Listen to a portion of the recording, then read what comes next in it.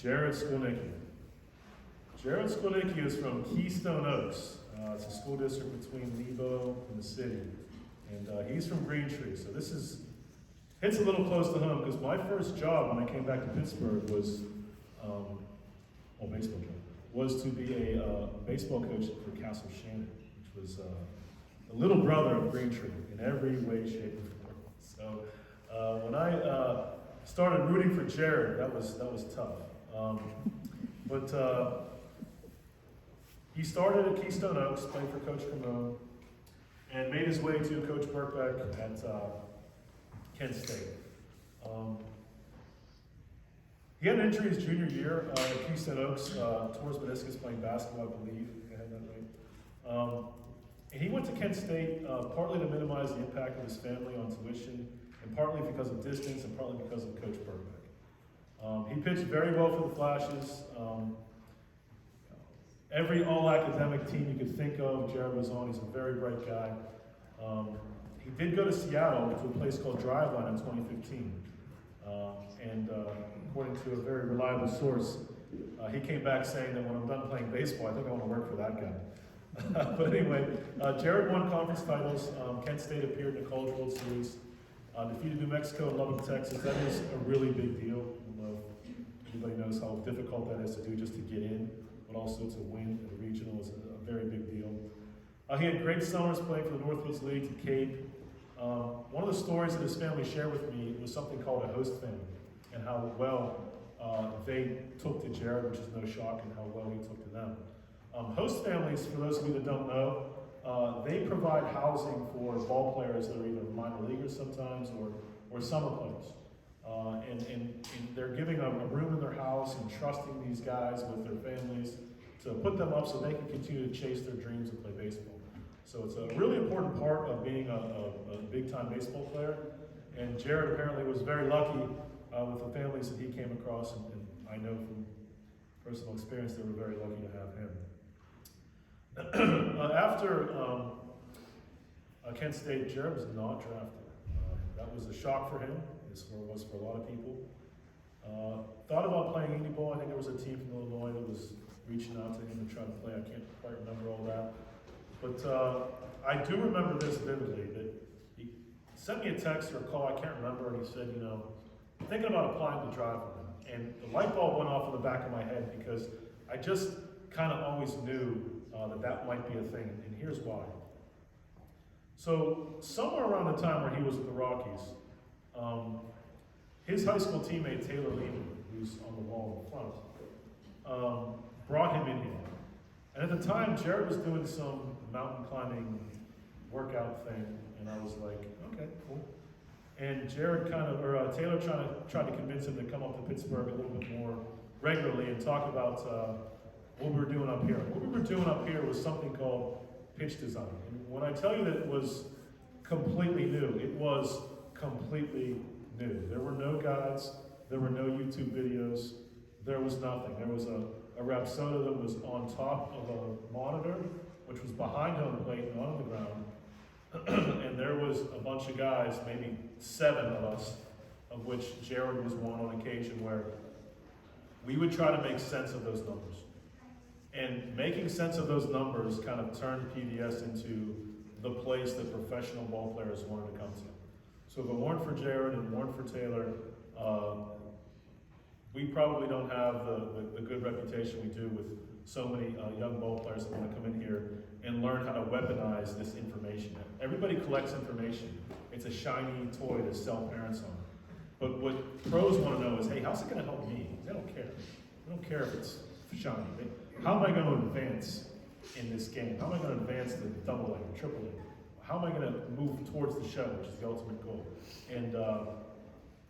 And we did some really tedious stuff for long hours, very late hours, and I'm really grateful for that time. He would challenge me. He was very competent in what he knew, and he would challenge me, and we would just kind of look at each other and say, I don't know, and we'd try to figure it out. We did things like finger pressure, daylight, all kinds of things before we figured out, what these numbers meant. And a few years later, I came to know that we knew a little bit about Magnus, but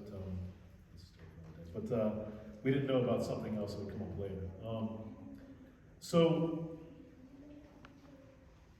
when Jared went to Driveline, when he left us and he was released by the Rockies, I always wondered why he did it. And I shared this with his parents, who were gracious enough to come in a few weeks ago and talk to me on the sneak. And I said this to his mother. They're wonderful people. I'm not shocked at all that this kid is who he is, because his parents are just incredible. I think we spent like an hour and a half together just talking in the front with people walking in and out. We had some pros walk in, and as soon as they knew these were Jared's parents, they stopped what they were doing and they, oh, Jared is a great player, smart.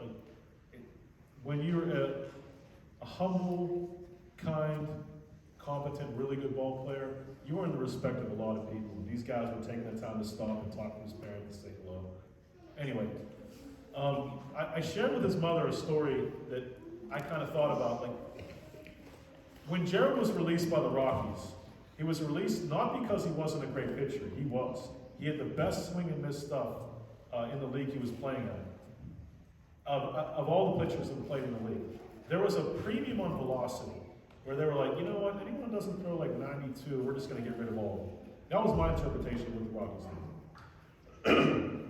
And I know that Jared is a very cerebral kid, so I always thought, maybe he's just chasing the why. Why did I not get there? Why did they let me go? And I also thought in the back of my head, well, if you go to Driveline, they have pro days all the time, and yeah, you can help people, but you can like help yourself too. So I thought it was like the best of both worlds. I didn't want him to go into math and accounting, which by the way, he graduated with a 3.9 and a double major at Kent, and debt-free by the way, which is important for you guys who are not in college yet. Pay attention to that. But I always thought he was chasing the why. Maybe he'll be good enough to tell us that here in a minute, but I don't know. But I always thought that, you know, he knew about as much as you could know. And this is something that I chase doing this. I have players that are very impatient with me when I tell them that I don't know, or maybe, or it depends. And maybe Jared was kind of thinking, if I go to this place, maybe I'll find the why, or maybe I won't. But I always thought that was an interesting choice that he made to go to Driveline. I wasn't surprised at all. I think one day, if he wants to, he'll be a pitching coordinator, or he'll be with a pro team, or maybe higher up in the chain of Driveline, which, by the way, is, in my opinion, the worldwide leader in baseball development. And I just am completely grateful that his path crossed Western Pennsylvania and brought him here. When he comes home, we go get pizza at Dante's or whatever, and we talk about what they're up to. He shares information with me, you know, about, you know, what do you think about this, or what do you think about that, just to push the game forward. He's not trading insider secrets. He's just, where are we going with this game? He's always thinking about how to get players better down the road, and that's something that Driveline kind of pioneered a few years ago, and I'm not surprised to see him continue that good work, and I can't compliment him on the first-class guy he is.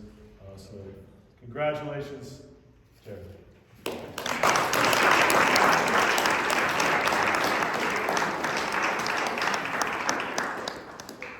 All right, well, thank you, Matt, for that introduction. I think you're giving me too much credit on the pitch design stuff, but I appreciate it.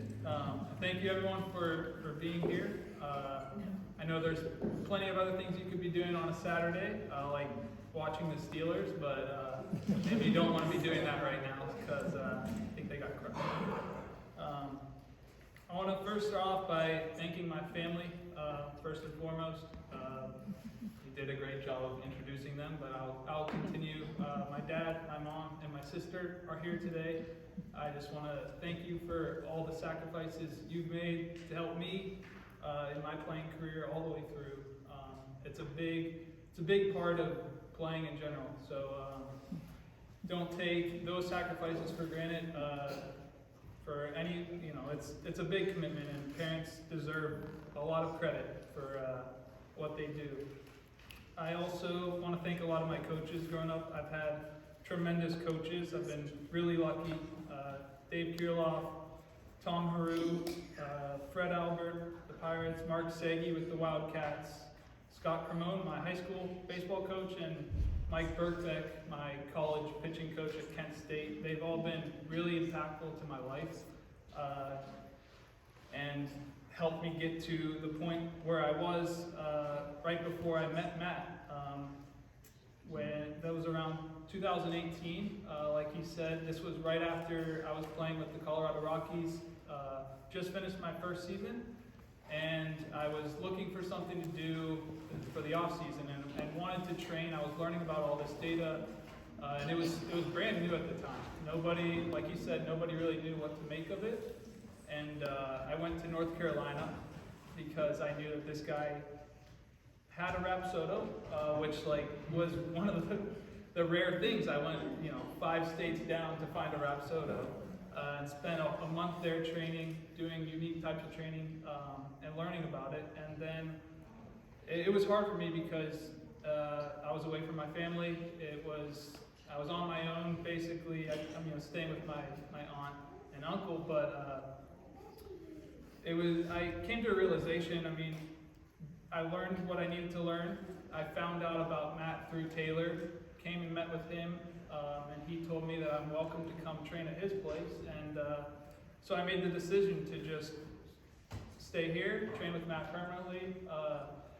We had a lot of long nights doing the thing, learning about these new ideas, how to use the tech, like he said, and it really helped me understand who I was as a player, what my strengths are, what some of my weaknesses are, where I could improve, and I've always been a curious person, and so after getting released, I did explore indie ball a little bit, but ultimately what I wanted to do was to stay in baseball as a career, and so I will say you are correct, Matt, in that I did want to explore the why, and just continue to learn, push the game forward, help as many people as I can in doing so, and I will continue to do that for some time to come. So thank you for allowing me that opportunity to do that. A couple more things. Matt asked for a quote from all of us. I don't know if we're going to get to that, but I wanted to share it if that's okay, unless we have something else. Okay.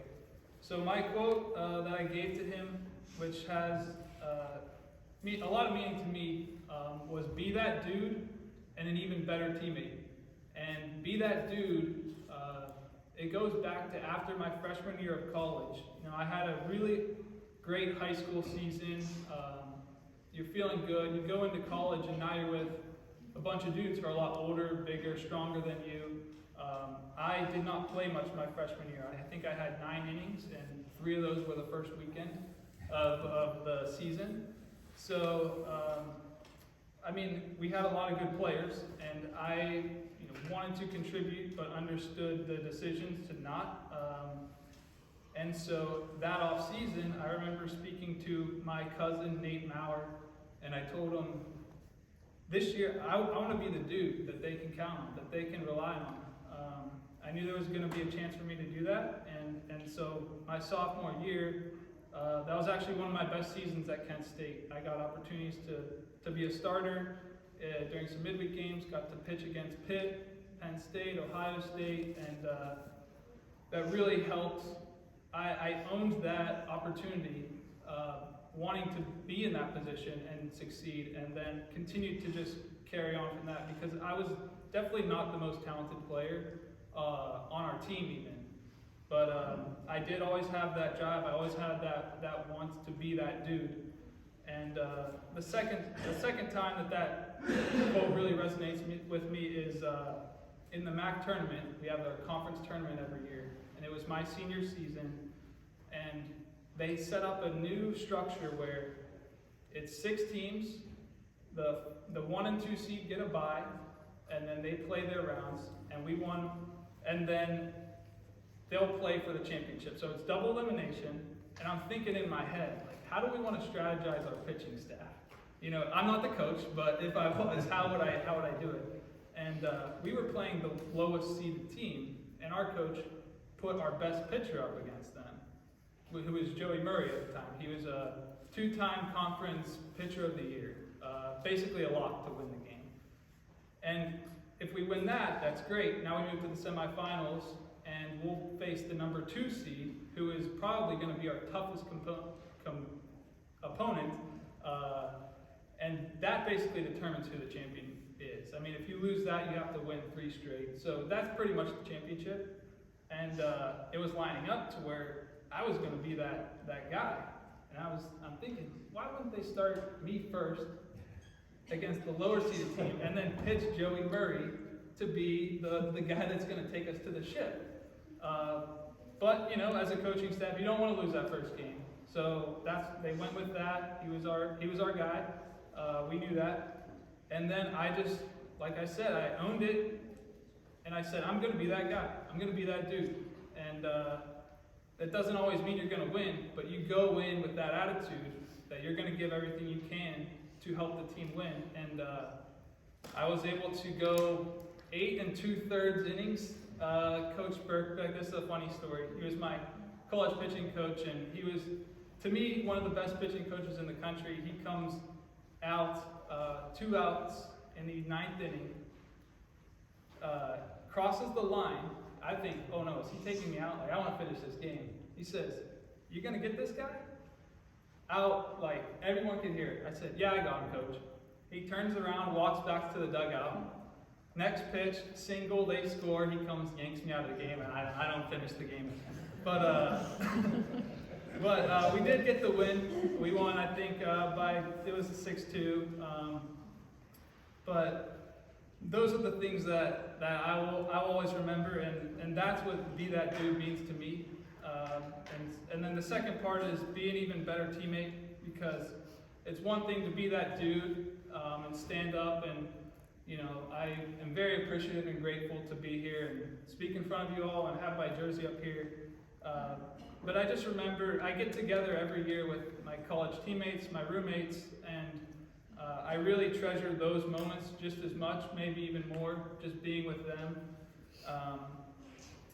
Because every time we get together, it's that same family, that bond, that connection that we have. And even one of my teammates has told me, Jared, you're one of the best teammates I've ever had. And that to me is probably the best compliment that I could receive. And so it's really that. Coach Birkbeck, he told me this is a production industry and a relationship business. And that's how I think of it as well. Like, you do have to produce, you have to be successful on the field, put up zeros as a pitcher, get on base as a hitter, score runs. But at the end of the day, you know, the relationships are just as important, if not a lot more. So, Matt, I just want to thank you again for putting this all together to finish. You've built an amazing community here and an awesome culture, and it's really cool to see everyone together, and I'm sure it's going to continue to grow. And the last thing I want to say is I want to give a recognition to my sister. She is having a baby boy here, and I'm going to be an uncle, and so I'm really excited.